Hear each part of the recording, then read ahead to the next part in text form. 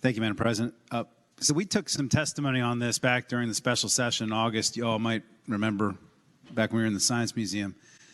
And I want to say we took at least an hour testimony, including testimony from some experts who had served on national panels on sentencing. And my recollection is that one of them basically said that mandatory minimums are bad policy because they don't work. They don't deter anybody from crime. They said that most research shows that what deters crime is likelihood of conviction being prosecuted as opposed to the sentence somebody faces. I mean, most people, when they're committing crimes, don't think about research the criminal code and find the penalty and then say, okay, well, in light of that, I think I'm going to do this now. And so a lot of times these mandatory minimums when they pop up, for those of us that practice, most people have no idea there's actually a mandatory minimum associated with the crime. That's not the kind of information that gets out. They don't reduce drug use. They don't reduce drug addiction. Mandatory gun, I mean, just look at where gun crime is today in America, where it's been increasing. And, there's all kinds of mandatory minimums on gun crime. And that doesn't seem to be deterring anybody from using a gun in connection with a felony. And I would just note, Madam President, that across the country, other states have been sort of leading the way in reforming these things, and we're kind of behind the times. Beyond all that, I've been around for, I guess, 13 years now, and it seemed to me like in my first few sessions, 2010, 11, 12, 13, we were adopting like 2 or 3 or 4 mandatory minimums every session.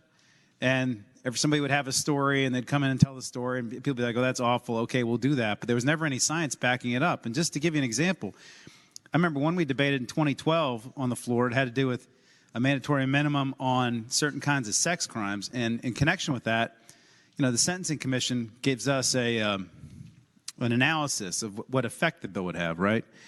And I'm reading from it right now. And they looked at FY 2010 and 2011. And for the category of cases that we were mandating life in prison, there had been 228 sentencing events. And of the total of the 228 sentencing events, 15 people had gotten life.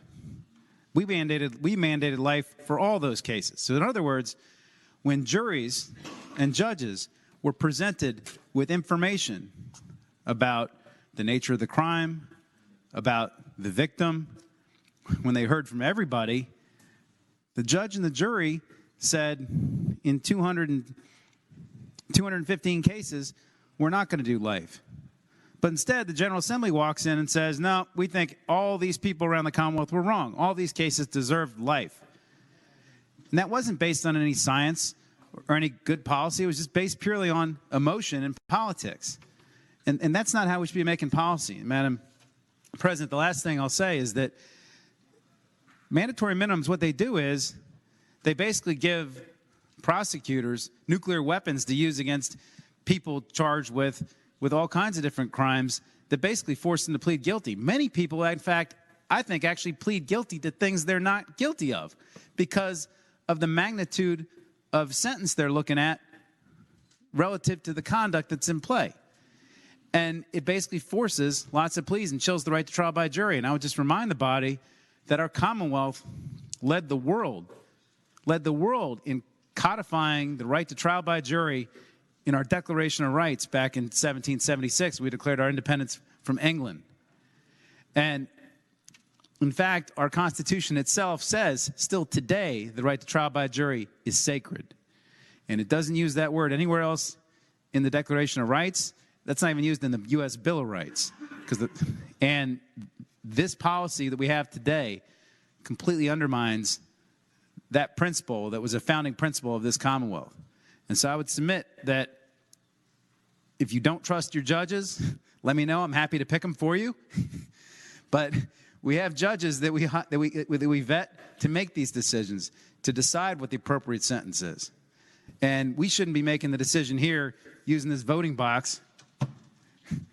We should let our judges make these decisions based on the facts and circumstances of every case, talking to the victim, getting a pre-sentence report, and considering all those factors. This is just bad policy, and it's like a bad hangover from the 90s that we need to get rid of today. Thank you, Madam President.